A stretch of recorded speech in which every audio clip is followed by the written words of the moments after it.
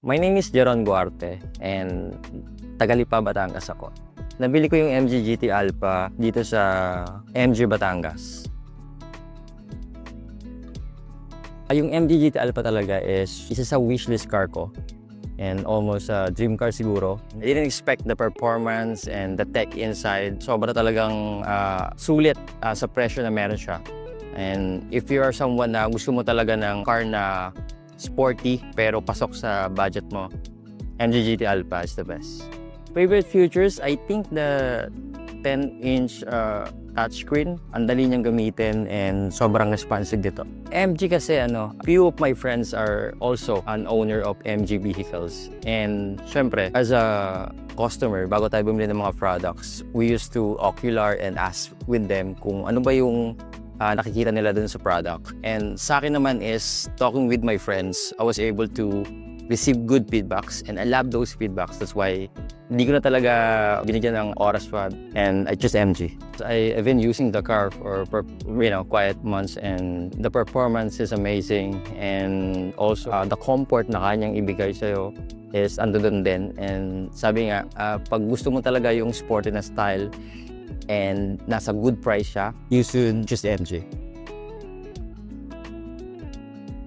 I'm an automation manager sa isang tech industry. So I work from home, pero magala kasi ako sa gabi. I love coffee. And sa Lipa kasi marami mga 24 hours na coffee shop doon. So gabi-gabi tuwing break time ko, talagang nag-roam ako sa Lipa City para maghanap ng mga coffee shop doon. And I also talk with my friends para sa trip na yon, sama-sama kami na sa kotse habang nagko-coffee sa midnight. So ganun. Actually, nagbabike ako. And one thing I like about MG GT Alpha is yung trunk niya, spacious. Tapos bukod doon, may upuan sa likod na natutupi. And kasyang-kasa doon siguro mga 2 bike. Isa yan sa pinaka sobrang nagustuhan ko sa MG GT Alpha.